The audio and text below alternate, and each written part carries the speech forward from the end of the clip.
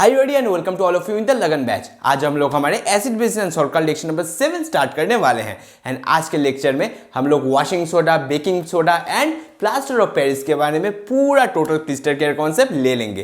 तो फिर सब इधर उधर देखना बंद कर दीजिए, अपने सामने एक पेन, कॉपी और एनसीईआरटी बुक लेकर बैठ जाए। मैं हूं शाहिन मजूमदार एंड आप देख रहे हैं study diversity. So let's start our today's topic. तो भी चलिए हमारा आज का पहला टॉपिक स्टार्ट कर लेते हैं, जो कि है बेकिंग सोडा। तो फिर सभी हेडिंग दे लीजिए बेकिंग सोडा। अभी क्रिसमस हाल ही में गया है, सभी लोगों के घर में तो केक तैयार हुआ ही होगा। हमारे मम्मी लोग केक तैयार करते हैं, तो फिर केक तैयार करने में आपने नोटिस किया होगा कि बेकिंग सोडा बहुत यूज़ होता है। मतलब अक्सर केक तैयार करने में बेकिंग सोडा एक प्राइम कंपोनेंट के हिसाब से यूज़ होता है। तो ये सब्सटेंस तो आपके डेली का यूज़ का मतलब केक बनाने में या फिर कोई भी सब्सटेंस कुकिंग इंडस्ट्री में बहुत एसेंशियल ये भूमिका निभाता है। चलिए पहले हम इसका प्रिपरेशन का प्रोसीड्यूर देख लेंगे। पहले हम लोग बेकिंग सोडा को कैसे प्रिपेयर करते हैं उसको जान लेंगे। अच्छा, बेकिंग सोडा है क्या? बेकिंग सोडा का केमिकल नेम क्या है बताइए? क्या आपको पता है बेकिंग सोडा का केमिकल नेम क्या है? देखिए, बेकिंग सोडा का केमिकल नेम है sodium hydrogen carbonate, NaHCO3। Baking soda का जो केमिकल नेम है वो है सोडियम हाइड्रोजन कार्बोनेट। अच्छा, सोडियम हाइड्रोजन कार्बोनेट को मैंने अभी आपको क्या बताया? NaHCO3। ये है सोडियम हाइड्रोजन कार्बोनेट। अभी बेकिंग सोडा को हम लोग कैसे प्रिपेयर कर लेते हैं, चलिए लैब में ये भी देख लेते हैं कि बेकिंग सोडा को कैसे प्रिपेयर कर लेते हैं। पहले हम लोग NaCl को लेंगे, सोडियम क्लोराइड को लेंगे, फिर हम लोग वाटर को लेंगे, फिर हम लोग कार्बन डाइऑक्साइड को लेंगे, फिर हम लोग एमोनिया को लेंगे। लेके जब इन सभी को हम लोग एक साथ लैब में रिएक्ट करवाएंगे तब हमें मिल जाएगा एमोनियम क्लोराइड। पहले एक बाई प्रोडक्ट, हमें एक बाई प्रोडक्ट के रूप में एमोनियम क्लोराइड मिल जाएगा एंड हमें मिलेगा हमारा सोडियम हाइड्रोजन कार्बोनेट एंड हमें मिल जाएगा हमारा सोडियम हाइड्रोजन कार्बोनेट, जिसे हम लोग बेकिंग सोडा भी बुलाते हैं। देख लीजिए यहां पर ये सारे चीजें एक इंग्रेडिएंट के रूप में यूज किया जाता है, पर यहां पर जो प्राइम चीज है, जो प्राइम सब्सटेंस है in the formation of baking soda, वो है sodium chloride. Sodium chloride is a prime product या फिर prime component in the formation of हमारा बेकिंग सोडा। इसको प्राइम कंपोनेंट लिख देते हैं। आप लोगों को याद होगा मैंने NaCl का जो कॉमन सॉल्ट का जो यूजेस बताया था, वहां पर मैंने ये मेंशन किया था it is use for making baking soda. तो फिर देख लीजिए कैसे यूज होता है, क्योंकि NaCl जो कॉमन सॉल्ट है it is use as a prime component for making the baking soda. अच्छा चलिए अभी हम इसका नामकरण कर देते हैं कि ये है ammonium chloride. Ammonium chloride and हमारा मिल जाता है sodium hydrogen carbonate. Sodium hydrogen carbonate उर्फ में हम लोग लिख सकते हैं बेकिंग सोडा। अच्छा, baking soda is a non toxic substance. Baking soda जो हमारे पास प्रोड्यूस हुआ it is a non toxic substance, non toxic. फिर हम लोग बोल सकते हैं baking soda is a mild base. Baking soda is a mild basic salt. Baking soda यहां पर लिख देता हूं, mild basic salt. It is a mild basic salt. अभी चलिए हम लोग देख लेते हैं, जब हम बेकिंग सोडा को खाने में डालते हैं, किसी भी खाने के प्रिपरेशन में जब हम बेकिंग सोडा को डालते हैं तब उसका एग्जैक्टली क्या चेंजेस आता है, क्या केमिकल रिएक्शन होता है, चलिए देख लेते हैं। देखिए पहले हम लोग बेकिंग सोडा डालेंगे। जब हम लोग बेकिंग सोडा को हीट करेंगे, देखिए भैया किसी भी खाने की प्रिपरेशन में तो हीटिंग प्रोसीड्यूर इन्वॉल्व होता ही है। तो फिर जब हम बेकिंग सोडा को हीट करेंगे तब हमें मिल जाएगा Na2CO3 सोडियम कार्बोनेट मिल जाएगा एंड हमें मिल जाएगा CO2 एंड H2O। ये सारी चीजें हमें मिल जाएगा। चलिए, ये है सोडियम कार्बोनेट हमारा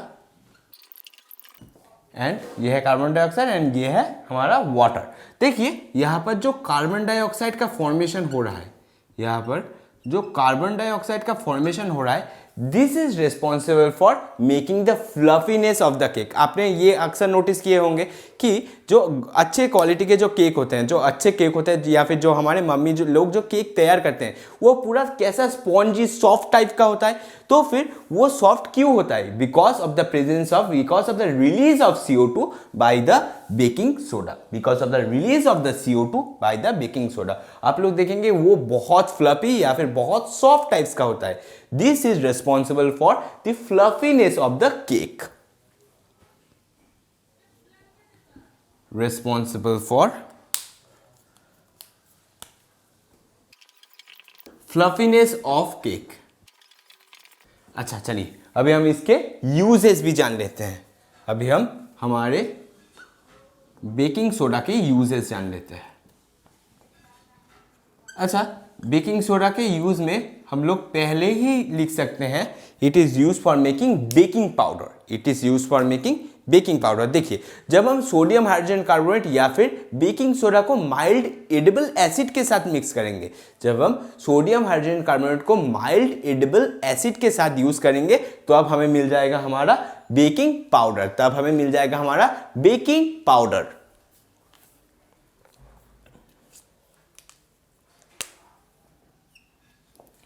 use for making baking powder.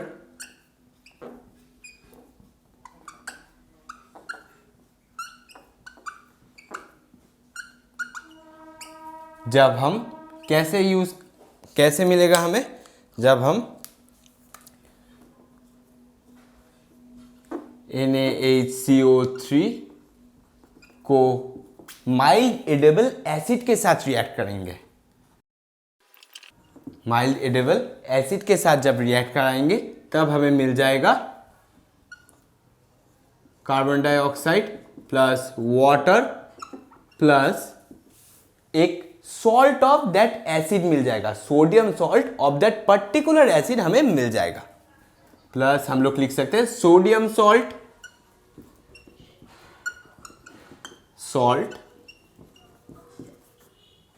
Of that acid.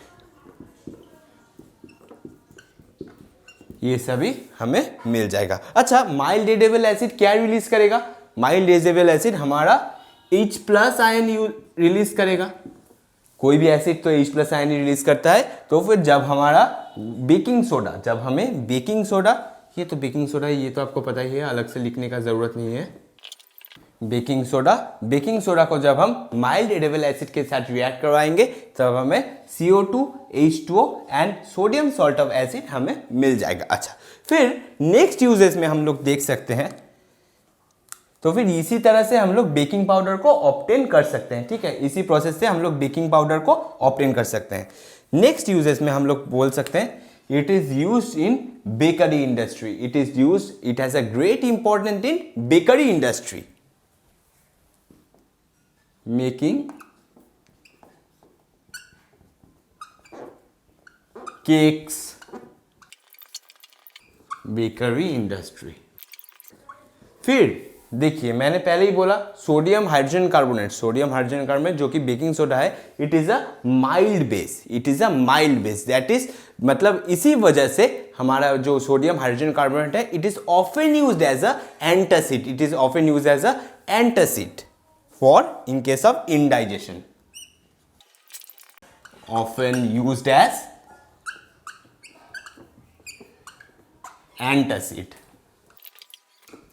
used as antacid, because of its presence of mild base, because this is a mild basic salt। अच्छा, फिर हमारा जो बेकिंग सोडा है, it is often used as a fire extinguisher।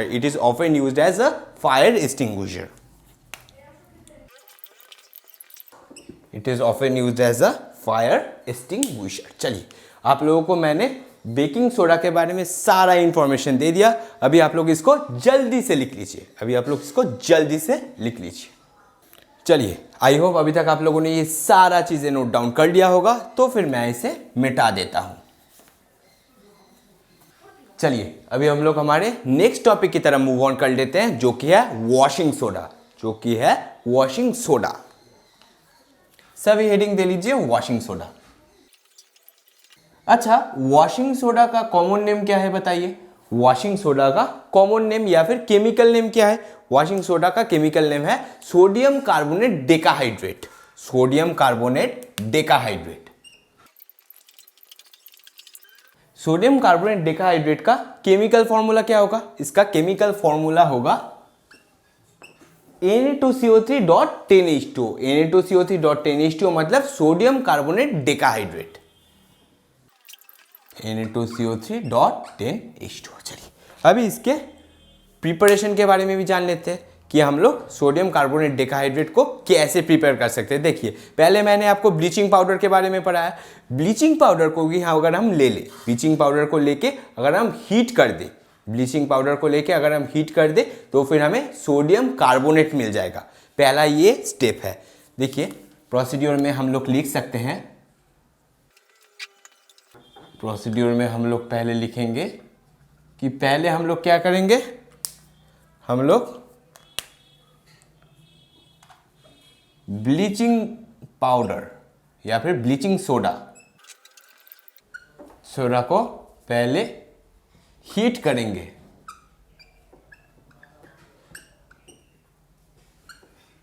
To obtain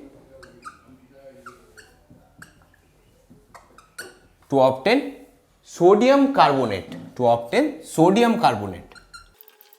bleaching powder is first heated to obtain the sodium carbonate. मतलब ये है कि हमारा NaHCO3 सोडियम हाइड्रोजन कार्बोनेट जो कि है ब्लीचिंग पाउडर, उसको हीट करेंगे। उसको हम लोग हीट करेंगे तो हमें क्या मिल जाएगा? हमें पहले ही मिल जाएगा Na2CO3। हमें पहले ही मिल जाएगा Na2CO3, that is sodium carbonate, and हमें मिल जाएगा वाटर एंड CO2। तो फिर ये रिएक्शन हो गया हमारा सोडियम कार्बोनेट का प्रिपरेशन। यहां तक हमारा सोडियम कार्बोनेट का प्रिपरेशन हो गया।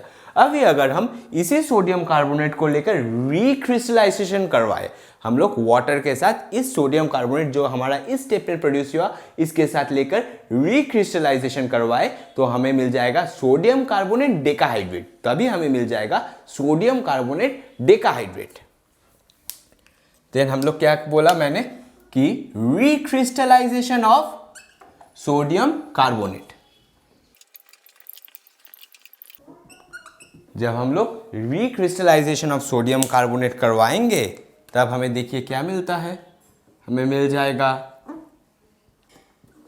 Na2CO3 plus 10H2O। देखिए, आई एम एक्सट्रीमली सॉरी, मैं जब ये चीज़ लिख रहा था तब मैंने नोटिस नहीं किया था, कैमरा का बैटरी चला गया था, इसलिए मैंने फिर से कैमरा का एक बैटरी चेंज करके ये पोर्शन फिर से रिकॉर्ड कर रहा हूँ। यहाँ बोलने के समय कैमरा का बैटरी ही चला गया था। चलिए देखिए, हम लोग कहाँ पर थे। मैं जब सोडियम कार्बोनेट को इस स्टेप में, जब हमारा सोडियम कार्बोनेट प्रोड्यूस हुआ, इस पार्ट को और एक बार रिपीट कर देता हूँ। इस स्टेप में जब हमारा सोडियम कार्बोनेट जो हमारा प्रोड्यूस्ड हुआ, वो सोडियम कार्बोनेट को जब हम रिक्रिस्टलाइजेशन करवाते हैं, वाटर से रिक्रिस्टलाइजेशन करवाएंगे, तब हमें मिल जाएगा सोडियम कार्बोनेट डेकाहाइड्रेट। तभी हमें मिल जाएगा sodium carbonate decahydrate. Sodium carbonate decahydrate, अच्छा, दैट इज वॉशिंग सोडा। चलिए, अभी हम लोग वॉशिंग सोडा का थोड़ा यूजेस भी जान लेते हैं। वॉशिंग सोडा को हम लोग क्यों यूज़ करते हैं, मतलब कैसे यूज़ करते हैं। पहला यूज़ ही आपके माइंड में क्या आ सकता है? वॉशिंग सोडा के रिलेटेड पहला यूज़ ही आपके माइंड में क्या आ सकता है? वॉशिंग सोडा को हम लोग घर में as a cleansing agent use करते हैं। आपके घर में मम्मी या फिर हम सभी के घर में कोई ना कोई वॉशिंग सोडा को ज़रूर यूज़ करता है for the cleaning of clothes. Cleansing agent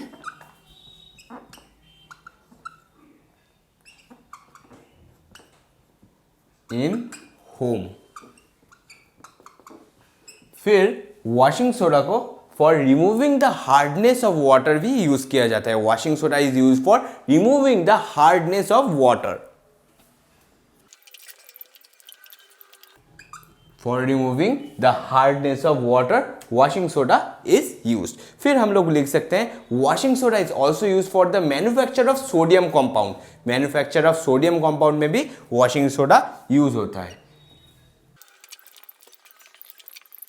देखिए एक सोडियम कंपाउंड का एग्जांपल दे देता हूं, बोरैक्स। बोरैक्स तो अभी तक शायद आपने नहीं पढ़ा होगा, ये क्लास 11 में आप लोग केमिस्ट्री में पढ़ेंगे। बोरैक्स के बारे में डिटेल्स में इनऑर्गेनिक केमिस्ट्री में आप लोग क्लास 11 में जरूर पढ़ेंगे। तो फिर बोरैक्स के प्रिपरेशन में भी हमारा वॉशिंग सोडा का बहुत इंपॉर्टेंट यूजेस रहता है।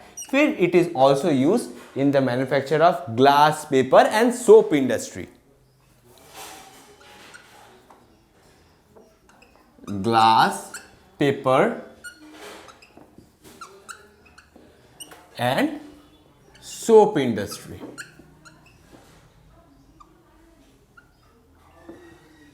It is also used in glass, paper and soap industry. अच्छा, चलिए ये हो गया आपका पूरा वॉशिंग सोडा से रिलेटेड सारा आपको इंफॉर्मेशन दे दिया। चलिए आप लोग अभी इतना जल्दी से लिख लीजिए। चलिए आई होप अभी तक आप लोगों ने ये सारा चीजें नोट डाउन कर लिया होगा, तो फिर मैं इसे मिटा देता हूं। चलिए अभी हम हमारे नेक्स्ट टॉपिक की तरफ मूव ऑन कर लेते हैं, जो कि है प्लास्टर ऑफ पेरिस। अभी हम लोग प्लास्टर ऑफ पेरिस के बारे में भी पढ़ लेंगे। सभी हेडिंग दे लीजिए, प्लास्टर ऑफ पेरिस। अच्छा, प्लास्टर ऑफ पेरिस का केमिकल फॉर्मूला क्या है या फिर केमिकल नेम क्या है? प्लास्टर ऑफ पेरिस का केमिकल नेम है calcium sulphate hemihydrate. Plaster of Paris का केमिकल नेम जो है वो है calcium sulphate hemihydrate. That is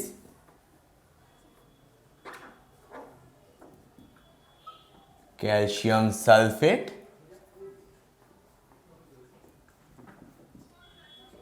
hemihydrate. अच्छा, कैल्शियम सल्फेट हेमीहाइड्रेट का केमिकल फॉर्मूला क्या होगा देख लीजिए। कैल्शियम सल्फेट हेमीहाइड्रेट का केमिकल फॉर्मूला हो जाएगा CaSO4 डॉट हाफ H2O।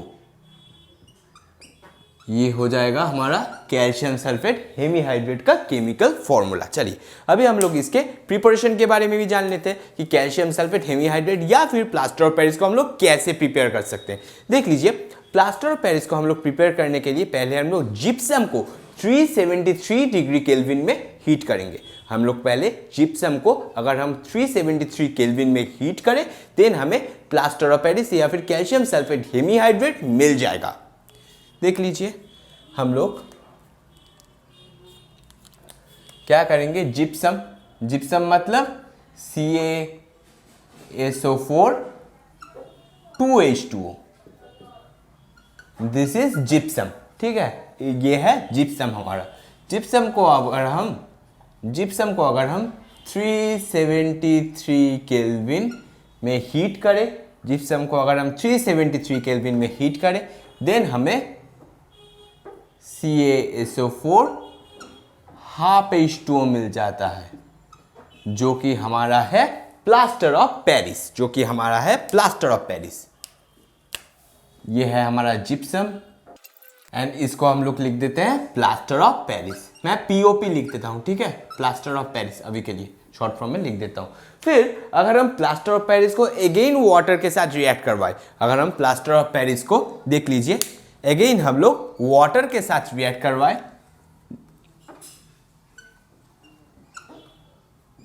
ये हमारा प्लास्टर ऑफ पेरिस है। अच्छा, इसको अगर हम लोग वाटर के साथ अगेन रिएक्ट करवाए देन फिर हमें जिप्सम मिल जाएगा।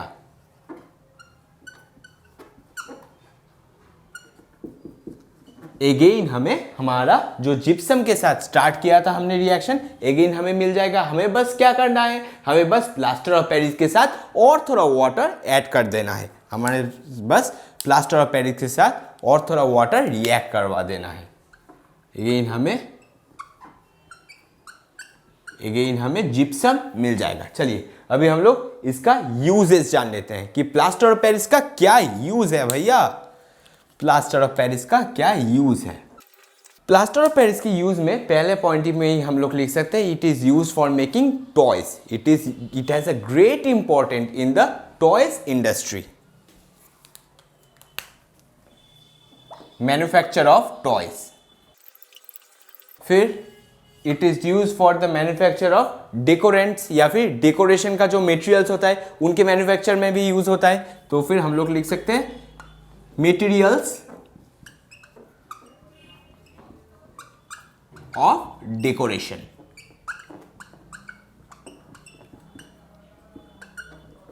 आप लोगों ने नोटिस किया होगा कि घर में जो डेकोरेशन के वेसल्स होते हैं या फिर कोई भी जो डेकोरेशन के लिए हम लोग मूर्ति बाई करते हैं वो 90% of the time plaster of Paris के ही तैयार होते हैं। वो जो कुछ मूर्ति होते हैं, कुछ स्टैचूज होते हैं या फिर कुछ भी पोर्ट्रेट टाइप्स का हम लोग बाई करते हैं घर सजाने के वास्ते, कुछ भी जो बाई करते हैं वो सभी कुछ प्लास्टर ऑफ पेरिस का ही तैयार किया हुआ होता है। फिर हम लोग लिख सकते हैं प्लास्टर ऑफ पेरिस के यूजेस में नेक्स्ट पॉइंट में, it is use by the doctor. It is use by the doctor for fixing the fractured bone. It is use by the doctor for fixing the fractured bone.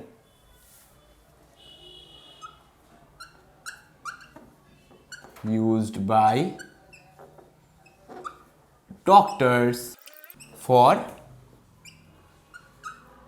Fixing the fractured bone.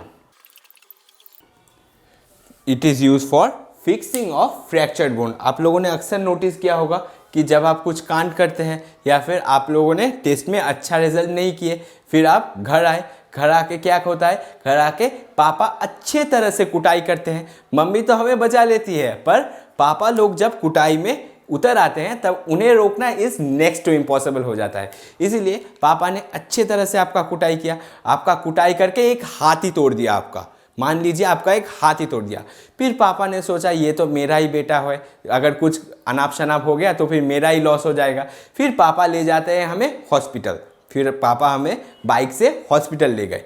Hospital ले जाके क्या हुआ, doctor ने बोला कि इसका तो ये हाथ पूरा फ्रैक्चर हो गया है। आपने कैसे मारा है, इसका तो ये हाथ पूरा फ्रैक्चर हो गया है। फिर डॉक्टर साहब ने क्या किया, डॉक्टर साहब ने यहाँ पर वाइट कलर का पूरा एक यहाँ से प्लास्टर कर देते हैं हमें। डॉक्टर साहब क्या किया, व्हाइट कलर का पूरा यहाँ से एक प्लास्टर कर देते हैं। ये सपोज मान लीजिए आपका एक पूरा एक सिंगल बोन है, ठीक है, ये आपका एक सिंगल बोन है, पर ये फ्रैक्चर की वजह से ऐसे टूट गया है। फ्रैक्चर की वजह से ये ऐसे टूट गया है। अभी डॉक्टर क्या करेंगे, डॉक्टर प्लास्टर ऑफ पेरिस के हेल्प से डॉक्टर पूरा ये दोनों बोन एक साथ फिक्स कर देंगे, एक साथ लगा देंगे या फिर फिक्स कर देंगे।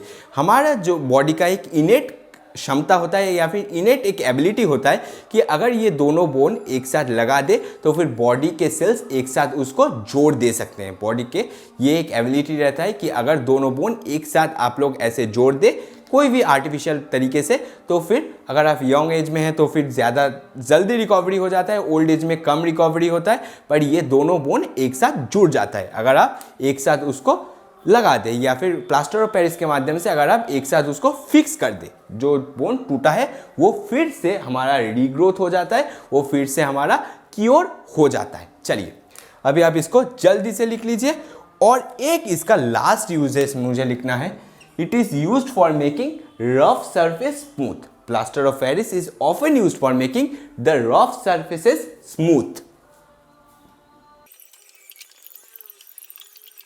चलिए अभी आप इसको जल्दी से लिख लीजिए, ये आपका हो गया uses.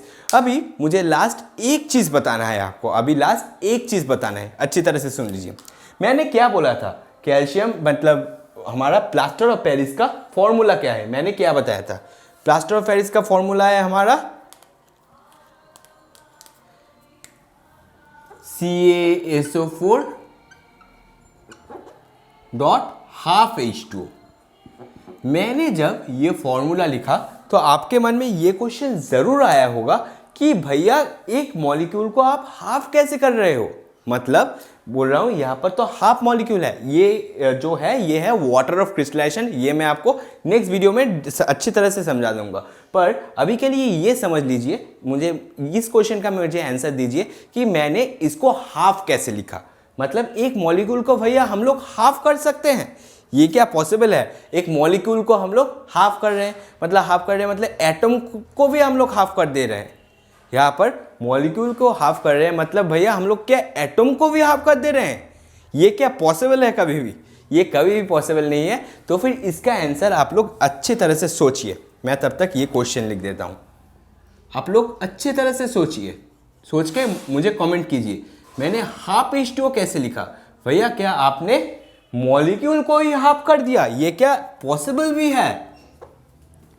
How a molecule can be halved. How a molecule can be halved. ये सबसे बड़ा क्वेश्चन है। चलिए आपने वीडियो पॉज कीजिए, जल्दी से फिर आंसर कर दीजिए। मैं कमेंट सेक्शन चेक करूंगा टाइम स्पैन के हिसाब से, जल्दी से आंसर कीजिए। देखिए अभी के लिए मैं बता देता हूँ, आई होप आपने सभी सही आंसर किया होगा।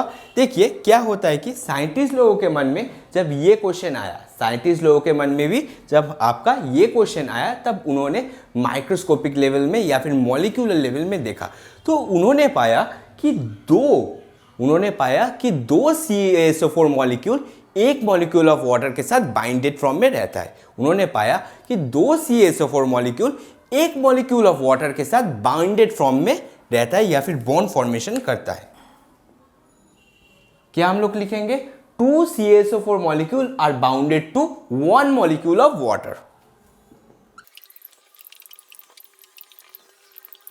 Molecule of water, 2 CaSO4 molecules, 2 CaSO4 molecule एक मॉलिक्यूल ऑफ H2O या फिर एक मॉलिक्यूल ऑफ वाटर के साथ बॉन्ड फॉर्मेशन करवाता है। इसीलिए हमने क्या बोला, मैंने यहाँ पर एक CaSO4 मॉलिक्यूल की बात किया है, इसीलिए हमने बोल सकते हैं कि दो अगर एक के साथ बॉन्ड करें तो फिर एक CaSO4 molecule half molecule of water को शेयर करते हैं।